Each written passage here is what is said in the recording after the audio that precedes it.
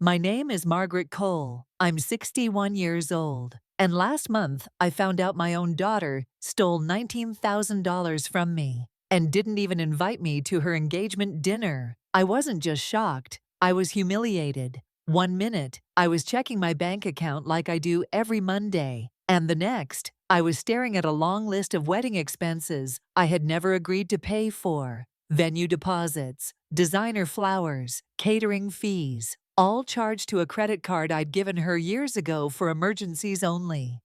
When I asked her what time the engagement dinner was, she just smiled and said, "Oh, we had it yesterday." No explanation, no apology. As if my presence didn't matter. As if all I was good for was funding her big day. That's when something inside me broke, and for the first time in decades, I stopped being the yes mom. What happened next nearly destroyed whatever was left of our relationship, but it also saved me. And if you've ever been used by someone you love, you're going to want to hear exactly how this played out. Stick with me until the end, because the moment I took back control will shock you.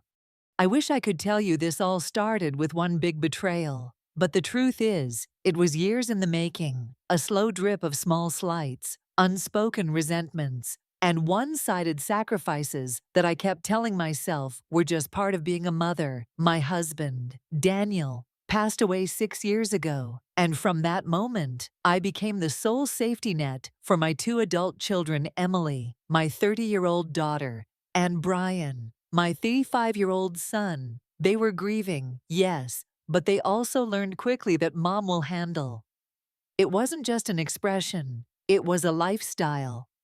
After Daniel's funeral, Brian moved back into the house, temporarily after his divorce. Emily visited constantly, usually with a list of small requests: gas money, help with rent, a loan for a vacation she swore she'd pay back. The years blurred together in a haze of check writing, bill paying, and quiet resentment. I told myself they were struggling, and I had the means to help. My pension wasn't huge, but combined with Daniel's life insurance, I could keep them afloat. What I didn't realize was that the more I gave, the less they respected me.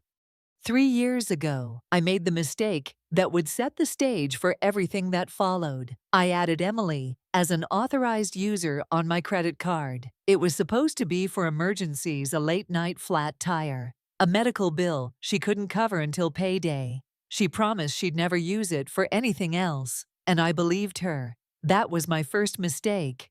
Fast forward to last month. It was a Tuesday morning, the kind of quiet day where the biggest thing on my to-do list was paying the water bill and maybe weeding the garden. I logged into my credit card account expecting to see the usual small charges, maybe groceries, maybe a gas station fill-up. Instead, the screen filled with numbers so large I thought it was a mistake. $6 to $800 to a reception hall, $400 to a catering company, $3,200 to a florist, and more. Nearly $19,000 in total. I sat there at my kitchen table, the same table Daniel and I had bought when we first moved into this house, and felt my chest tighten. I scrolled through each transaction, hoping I'd find some clue that this was fraud by a stranger. But no, the vendors were all local, all wedding-related, Emily's wedding-related. The betrayal was sharp, but what cut even deeper was how casual she was when I confronted her. I called and asked when the engagement dinner was, thinking maybe she'd at least explain why she hadn't told me about these charges. Her answer: "Oh, we had it yesterday." Just like that. Like she was telling me she'd already eaten the last slice of pizza. No hesitation, no remorse. I wanted to believe there was a reasonable explanation. So I called Brian, hoping maybe he'd clue me in. He hesitated for a second too long before saying, "Yeah, Em mentioned she was using your card. Don't worry, Mom, she'll pay you back." Pay me back on a teacher's salary. With a wedding looming, I knew better. And yet, hearing my son brush it off like it was no big deal lit a slow, simmering anger in my chest. That night, I barely slept. I sat in the living room surrounded by the familiar creaks of the house, Daniel's old recliners still by the window, and tried to make sense of how my own children had come to see me not as a person, but as a bank account with a pulse. Somewhere along the line, my love had been rebranded as obligation, and my generosity had been filed under expected. By morning, I knew I couldn't just let this slide. For the first time in years, I didn't automatically think about how to fix it forth with them. I thought about how to protect myself. I made a cup of coffee, sat at my laptop, and opened my bank accounts. I removed Brian as an authorized user from my checking and savings. I called the credit card company and reported the $19,000 as unauthorized charges, because that's exactly what they were. The representative warned me it could lead to a fraud investigation, maybe even criminal charges against Emily. My voice didn't shake when I told her I understood. When the calls started coming in, I didn't answer. First Emily, then Brian, then Emily again. I knew exactly what they'd say: excuses, justifications, maybe a few tears for good measure. And if I heard their voices too soon, I might cave. So I let the phone ring. By midday, Brian stormed into the house, slamming the front door like he'd paid for it. "What the hell, Mom?" "My debit card's not working." I told him plainly his access to my accounts was over. He stared at me like I'd just spoken another language. "You're acting crazy. This is family money." That phrase, family money, nearly made me laugh. It wasn't family money. It was my money, money I had earned, saved, and managed for decades. When I didn't back down, he tried another angle. "You're ruining Emily's wedding. You want your daughter's big day to be a disaster." I took a slow sip of my coffee and said, "If her wedding depends on stealing from me, then maybe it should be." The look on his face told me he didn't recognize this version of me, the mom who wasn't bending over backward to keep the peace. I didn't recognize her either, but I liked her. For the first time in years, I felt like I had the upper hand. That evening, as I was locking up for the night, I caught my reflection in the hallway mirror. I looked tired, but there was something else there too, a steadiness I hadn't seen in myself since before Daniel died. I realized this wasn't just about the money. It was about respect, about reclaiming the boundaries I'd let them cross again and again. I went to bed knowing tomorrow would be worse. They'd come at me harder with guilt, with anger, with every trick they'd learned over the years to get me back in line. But I also knew something had shifted in me. The game had changed, and this time, I wasn't playing by their rules. The next morning started with a knock on my front door before sunrise. I knew who it was before I even looked. Only Emily would show up, unannounced, at 6:15 a.m. Sure enough, there she stood on my porch, still in yesterday's clothes, mascara smudged under her eyes, holding a half-empty coffee cup like it was the only thing keeping her upright. "Mom, we need to talk," she said, her voice raw from either crying or yelling, maybe both. I opened the door just enough to stand in the frame, not enough to invite her in. My stomach tightened. I'd rehearsed this moment all night. "I've been here since 5, she continued, stepping forward slightly. "The venue canceled the booking. The florist is threatening to resell the flowers. Everything's falling apart, and I don't understand why you're doing this to me." I kept my tone calm, almost casual. "I'm not doing anything to you, Emily. I'm just not doing things for you anymore." Her eyes widened, as if the distinction was meaningless. The final payment was due yesterday, and when the card didn't go through, she broke off into fresh tears. I motioned for her to sit on the porch swing. She perched on the edge like she might bolt at any moment. "When did you decide," I asked, "that I wasn't worth inviting to your engagement dinner?" She blinked rapidly. "What? That's not what this is about."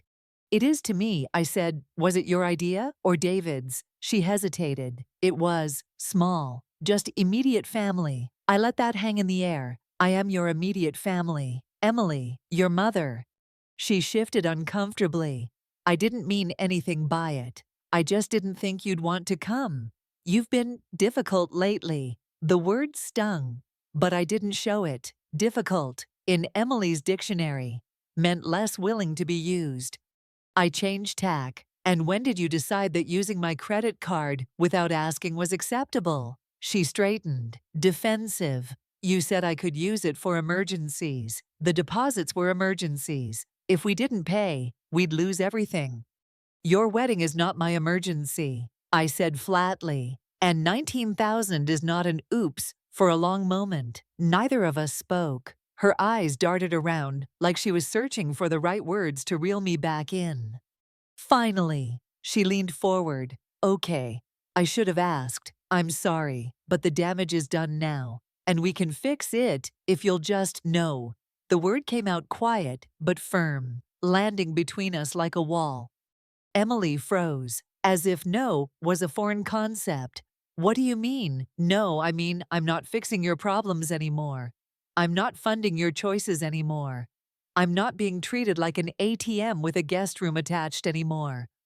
Her tears hardened into anger. So you're just going to abandon me, let my wedding fall apart because you're having some kind of late life meltdown? I almost smiled. If I'm having anything, it's a late life awakening. Her phone buzzed in her hand, but she ignored it. You're going to regret this, she said finally, standing up. When you're old and alone, don't expect us to be there. The cruelty of it was deliberate. It was meant to hurt. I opened the door behind me. You're welcome to come back when you're ready to have an adult conversation about how we move forward. Until then, I think we're done here. She lingered for a moment, then stomped off toward her car. By noon, reinforcements arrived. First was Brian's ex-wife, Amanda, someone I'd always liked but rarely saw. She stood on my porch, looking uncomfortable. Brian asked me to check on you, she said. He says there's some kind of family emergency.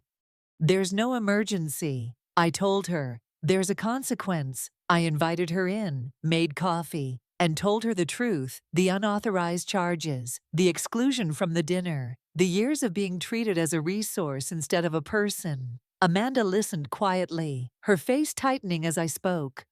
I had no idea, she said finally. Brian always made it sound like you loved helping, like it made you happy. It did, I said, past tense. She nodded slowly, clearly regretting getting involved. He's really struggling, with money.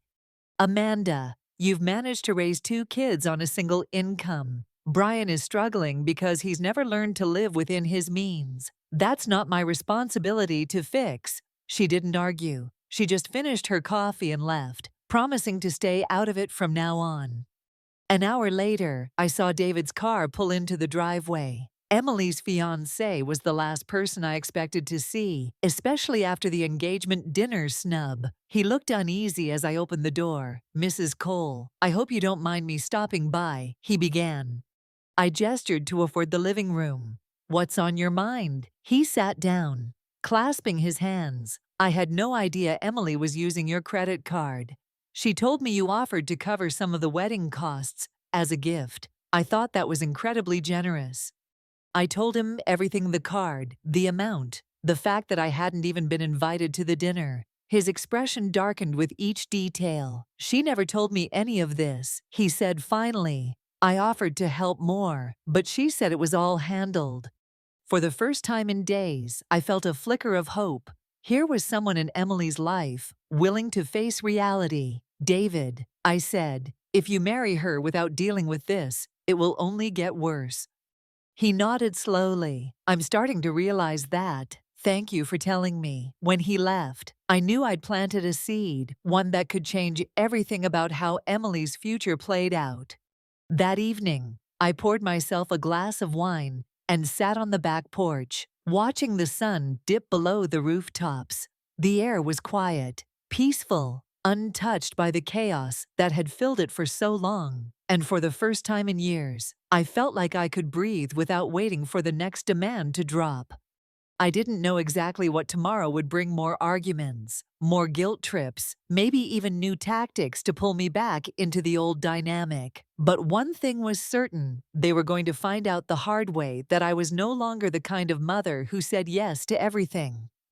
2 days later, the real siege began. I woke to the sound of my phone buzzing nonstop on the nightstand, missed calls from both Emily and Brian, text messages piling up one after another. Some were pleading, some were angry, and a few were dripping with guilt-laced reminders about how much I supposedly meant to them. By 800 a.m., there was a car in my driveway. Emily was sitting on the hood, her arms wrapped around herself against the morning chill. She didn't even wait for me to open the door. "Mom, this is ridiculous," she called out. "You're blowing this way out of proportion." I stood on the porch, coffee mug in hand. $19,000 without my permission is not out of proportion. She slid off the car and came closer, her expression caught between exasperation and desperation. "Do you have any idea what you're doing to me? The venue's gone. The vendors are dropping us, and David's asking questions I don't want to answer." "That sounds like a consequence," I said, "not a crisis I need to solve." She stared at me like I was speaking a foreign language. "Mom, please, just this once." "You've said just this once more times than I can count," I cut in, "and every time, it's been the same story." Her lips pressed into a thin line. "If you loved me, you'd help me." I let out a slow breath. "Emily, love isn't the same thing as financial servitude." That was when her eyes hardened, and I saw the shift. She wasn't here to apologize. She was here to break my resolve. Later that afternoon, Brian showed up. No knock, no warning. He walked straight into the kitchen like he owned the place, his phone in hand. "We've been talking," he said without preamble, "and this needs to stop. You're ruining everything." "Everything?" I asked, arching an eyebrow. "Or just your access to my money?" He ignored the jab. "You're pitting us against each other. Emily's falling apart, and you're sitting here acting like you're the victim." "I'm not acting," I said. "I am the victim of financial abuse, and it ends now." Brian scoffed, leaning against the counter. "You're seriously going to throw around words like that? You sound paranoid. We're your kids. We're supposed to take care of each other." "Taking care of each other is mutual." "Brian, you take, I give, that's not mutual." For the first time, he looked uncomfortable. "Look, maybe Emily went too far. But you can't just cut us off. What happens when you need us?" I laughed, though it wasn't out of humor. "You mean when I need someone to drain my bank account faster? No, thank you." He muttered something under his breath and stormed out. But I knew this wasn't over. That evening, the pressure shifted tactics. My sister, Claire, called from 3 states away. "Margaret, what's going on? Emily says you're having some kind of breakdown." The phrasing was deliberate. Plant the seed of doubt about my sanity. I explained the situation in plain terms. Claire was quiet for a moment before sighing. "I get it, but family is family. Maybe you should just let this one go for the sake of peace."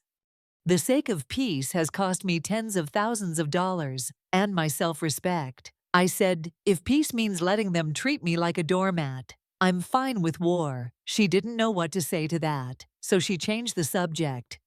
The next morning, I found a note slipped under my door, in Emily's handwriting. It read, "I'm sorry you're upset. I never meant to hurt you. Please think about the wedding. It's the most important day of my life." I read it twice, noting what wasn't there. No acknowledgement of what she'd done. No acceptance of responsibility. Just another soft push toward getting what she wanted. I tossed the note in the trash. A few days later, the one person I didn't expect to hear from showed up. David. He stood on my porch, holding an envelope. "We called off the wedding," he said without preamble. My stomach tightened. "I'm sorry," I told him, and I meant it, though not for the reasons Emily would think. He handed me the envelope. Inside was a cashier's check for $9,500, half of what Emily charged to your card. He explained. "I benefited from that money too, so I'm making it right." I was stunned. "David, you don't have to." "Yes, I do," he interrupted, "because this isn't just about money, it's about respect."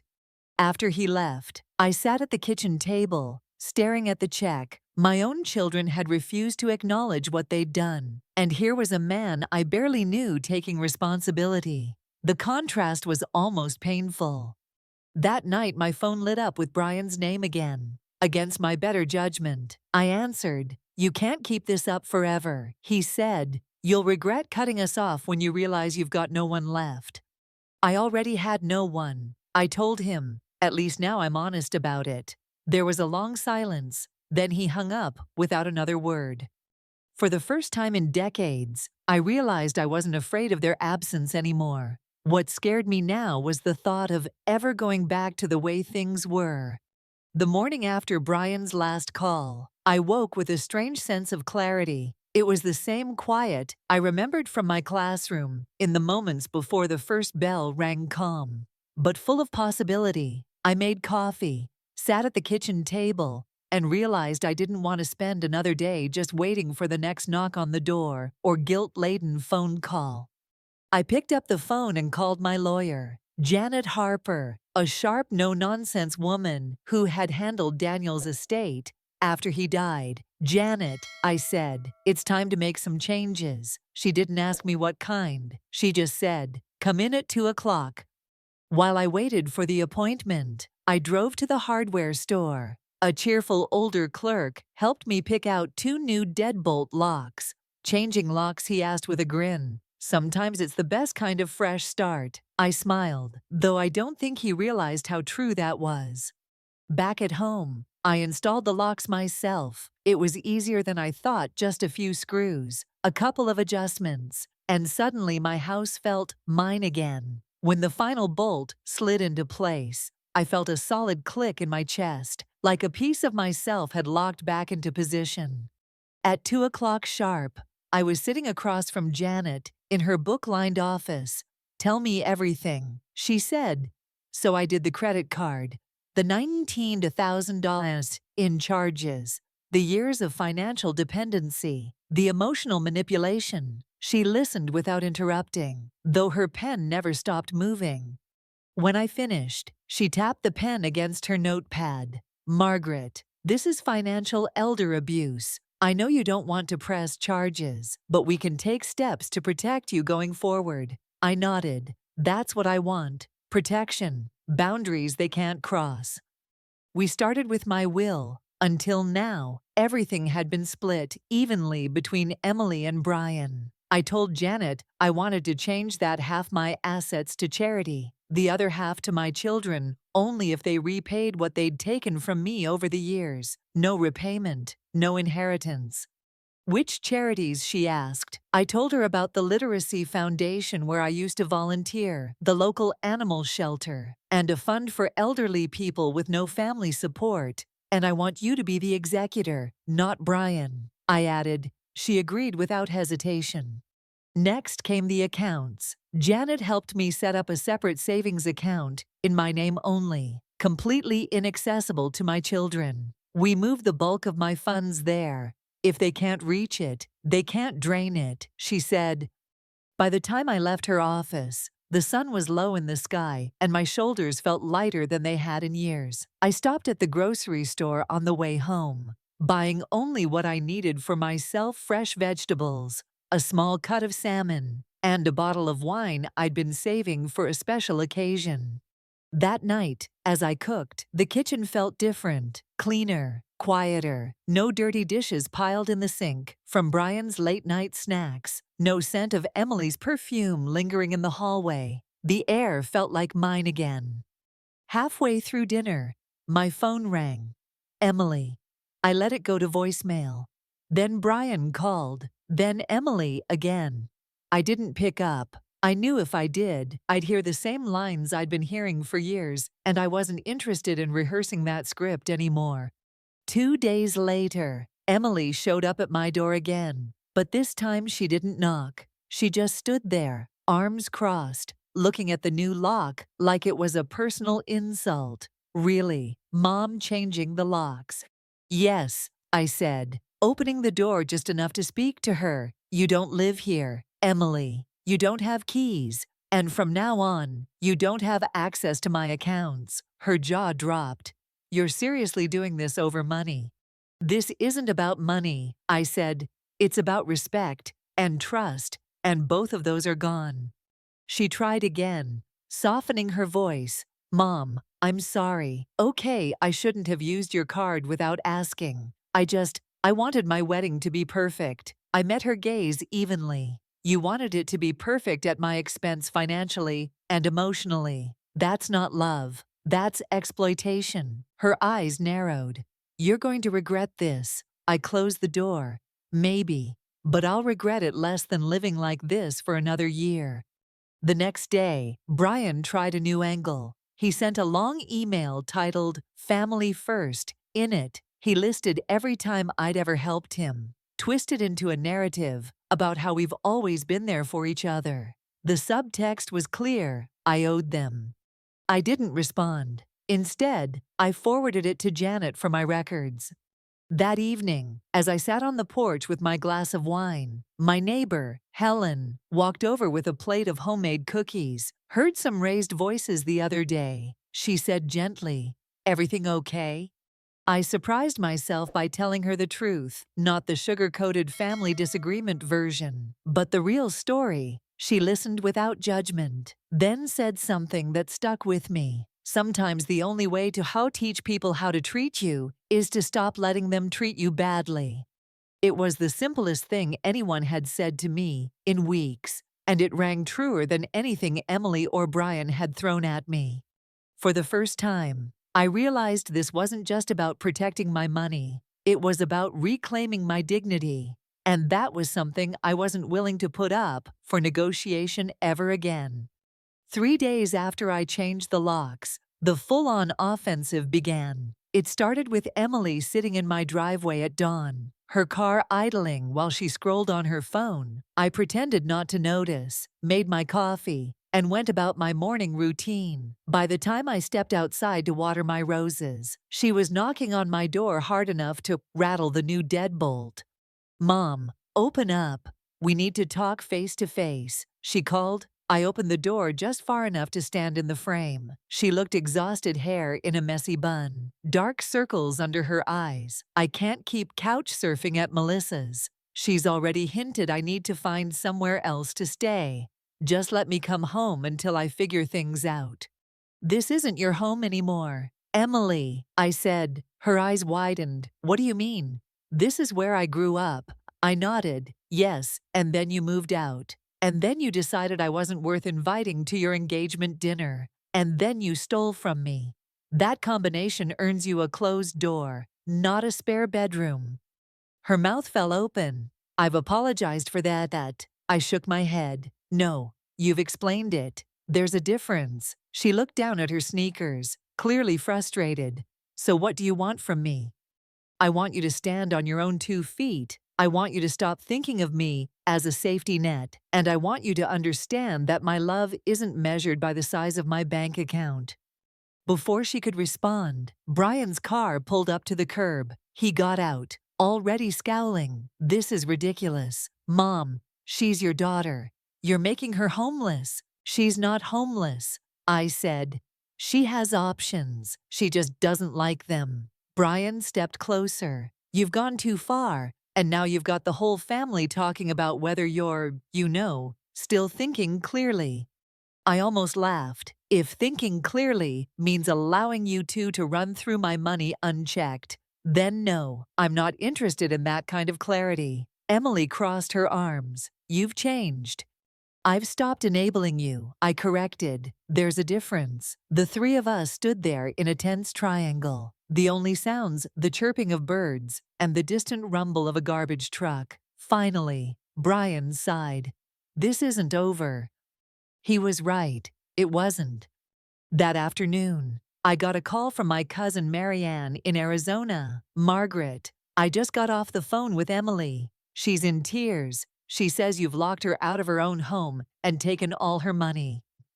I took a deep breath and calmly explained the truth. Marianne was silent for a moment, then said, "I figured there was more to the story. She can be persuasive." I appreciated that she didn't push further. It was rare these days for anyone in the family to take my side without hesitation.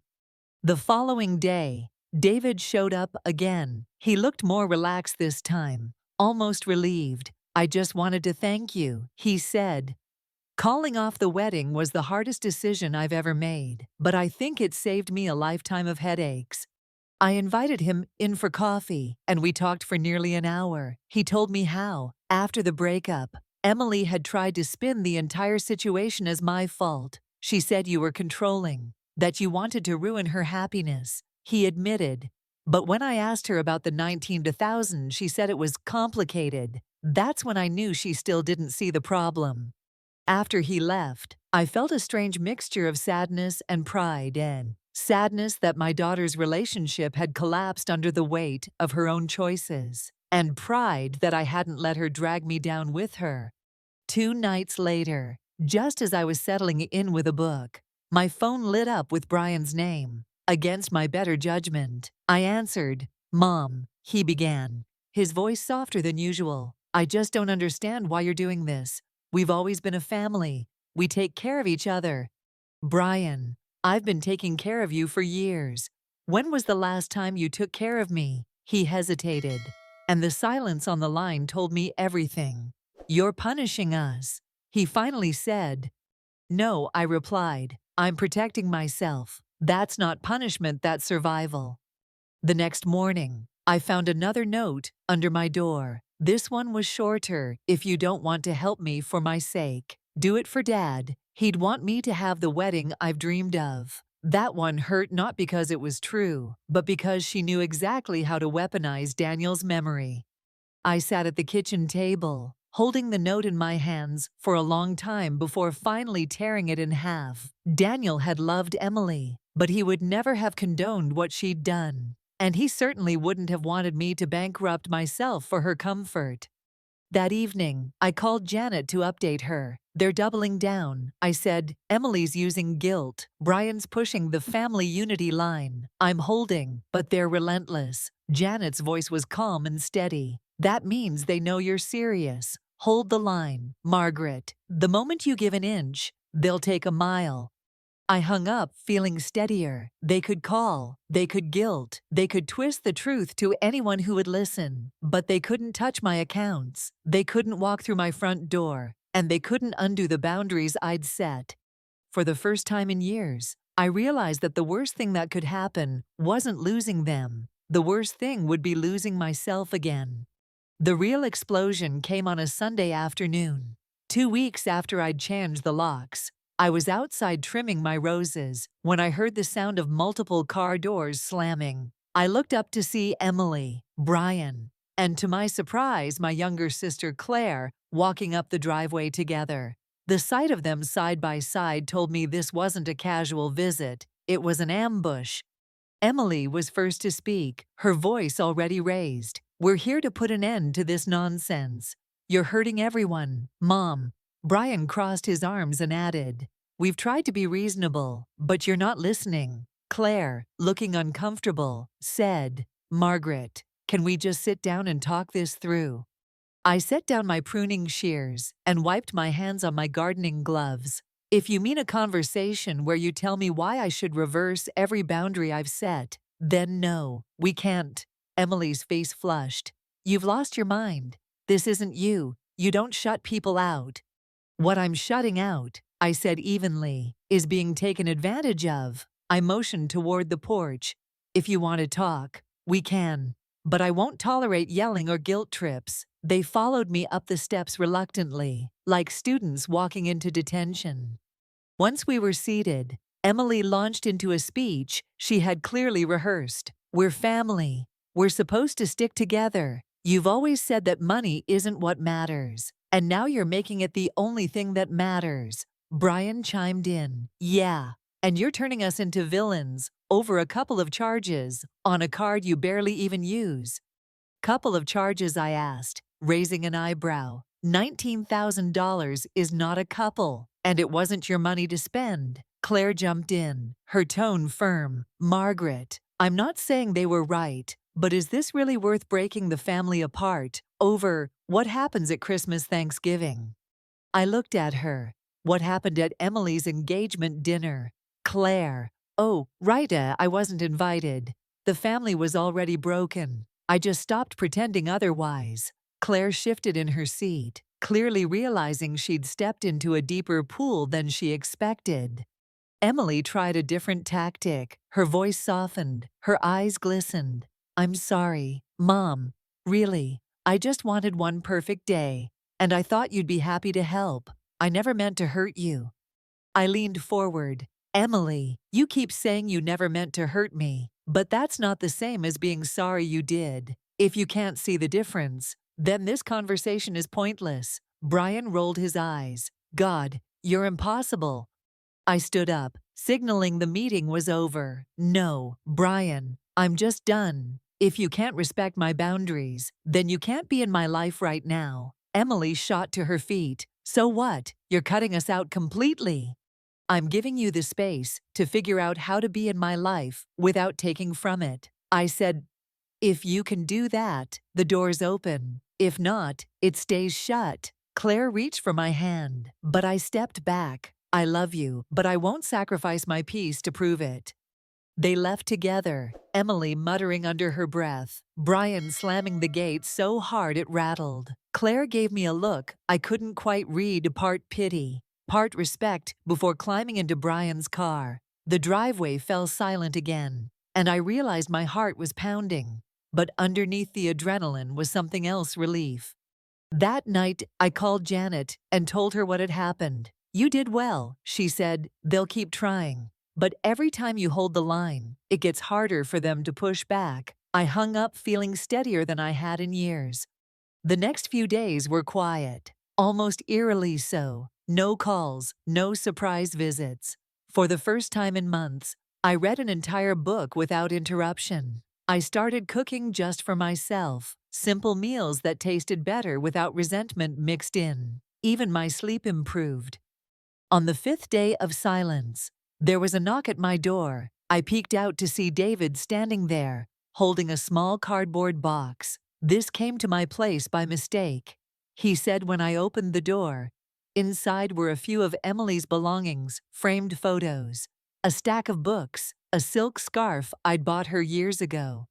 I thought you might want these back, he said. I shook my head. They're hers. You can return them. David hesitated. She's not doing great, but she still doesn't think she did anything wrong. She says you're overreacting. I smiled sadly. Then nothing's changed. Before he left, David said something that stayed with me. I wish he understood that you're the only one who's really tried to help her grow up. I watched him drive away, thinking how strange it was that the most honest words about my daughter came from someone who wasn't even family anymore. That evening, I sat on the porch watching the sunset, a glass of wine in hand. For the first time, I felt like I'd stepped out of a storm I didn't even know I'd been standing in. My garden looked healthier, the house felt lighter, and I, for the first time in years, felt like my life was actually mine. But I knew this wasn't the end. Emily and Brian had built their lives around the assumption that I'd always be there to clean up their messes. And when people lose that kind of safety net, they don't just let go, they fight to get it back. And if I was going to keep what I'd reclaimed, I'd have to be ready for whatever came next.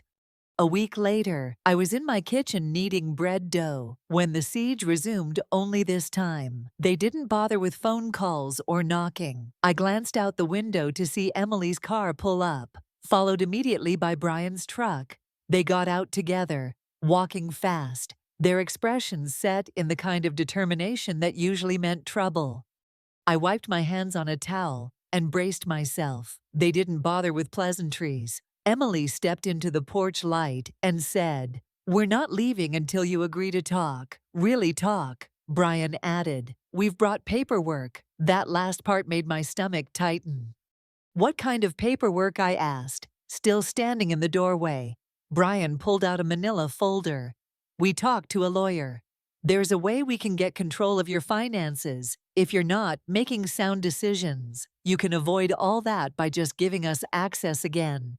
The audacity was almost breathtaking. "So let me get this straight," I said slowly. "You want me to hand back control of my money, or you'll try to have me declared incompetent." Emily shifted her weight. "It's not like that, Mom. We're worried about you."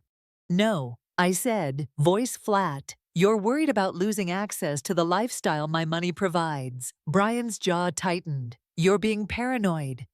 And you're being exactly the people I raised you not to be." I shot back. "If you want to test my competence in court, go ahead. But understand this: I've documented every conversation, every unauthorized charge, every text and voicemail. My lawyer's ready."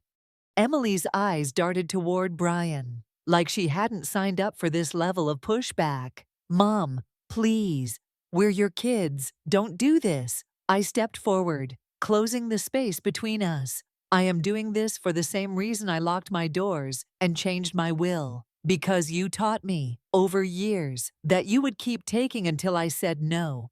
For a moment, none of us spoke. I could see it in their faces, the realization that the old tactics weren't going to work. Then Brian muttered, "You'll regret this," and turned to go. Emily lingered for a heartbeat longer, her eyes glossy. "I never thought you'd turn on me. I never thought you'd steal from me," I replied. They left without slamming doors or shouting, and somehow that quiet departure felt heavier than any of the screaming matches before. I stood in the doorway for a long time after they were gone, breathing in the cool evening air, trying to absorb what had just happened. Later that night, I called Janet. She didn't sound surprised. "They're escalating because they know the game is up. If they had a real case for incompetence, they wouldn't have shown up to warn you. They'd have filed already." That made me smile. "So you're saying they were bluffing?" "Exactly," she said, "but it means they're desperate. Stay vigilant." The next few days were blissfully quiet. No texts, no knocks, no guilt-laden notes under my door. I spent my mornings gardening with my neighbor Helen, my afternoons reading, and my evenings walking down to the park just because I could. I'd forgotten what it felt like to fill my days with things I chose instead of things I owed. Then, one Friday evening, my phone buzzed with an unknown number. Against my better judgment, I answered. "Hi, Mrs. Cole, this is David." My heart tightened. It had been weeks since I'd last spoken to him. "I hope I'm not intruding," he said. I wanted to tell you I'm moving out of state for work, but before I go, I wanted to say thank you." For what?" I asked, genuinely curious. "For showing me what standing up for yourself looks like. I didn't see it at first, but you saved me from making a huge mistake. And I know Emily won't see it that way right now, but maybe someday she will." I swallowed the lump in my throat. "I hope so. And thank you, David, for being one of the only people who didn't try to twist this into something ugly." We hung up, and I sat in the quiet kitchen for a long time. It struck me then that I'd been holding my breath for weeks, waiting for the next attack. But maybe, just maybe, the war was over. The following Sunday, Helen invited me over for lunch. Halfway through her homemade chicken pot pie, she said, "You seem lighter lately. Like you're finally living your own life." I smiled. "I think I am." She leaned in. "And if they come back, then I'll say the same thing I've been saying, no." The word felt solid now, unshakable, not the shaky, guilt-tinged no of the early days, but a calm, absolute one. That night, as I locked my new deadbolts, I realized I didn't feel fear anymore. I didn't feel guilt. What I felt was control over my home, my money, and most importantly, my self-respect. I didn't know if Emily or Brian would ever come around. I didn't know if the rift would heal, but I knew this much: if reconciliation ever came, it would be on equal terms, and if it didn't come at all, I'd still be okay. Because I'd finally learned that the only thing worse than losing family is losing yourself to keep them. Looking back now, I realize this wasn't just about money. It was about finally recognizing my own worth. For decades, I let being a good mom mean giving until there was nothing left for me. I called it love, but it was really fear that if I stopped giving, they'd stop caring. It took losing their approval to realize I'd never truly had their respect. And once I understood that, I knew the only way forward was to protect the one thing they couldn't take from me, my self-respect. My life isn't perfect now, but it's peaceful. I have neighbors who care, friends who show up, and a home that feels like mine again. I don't know if Emily or Brian will ever change, but I do know that I'm no longer waiting for their permission to live my life. And if you've ever been in a situation where love felt like a transaction, I want you to know it's okay to say no. It's okay to protect yourself, even from the people you love most. Thank you for listening to my story. If you've gone through something similar, share it in the comments. I read every single one, and your words might help someone else find the courage they need. And if you want more real, unfiltered stories about standing your ground, make sure you subscribe so you don't miss what's coming next.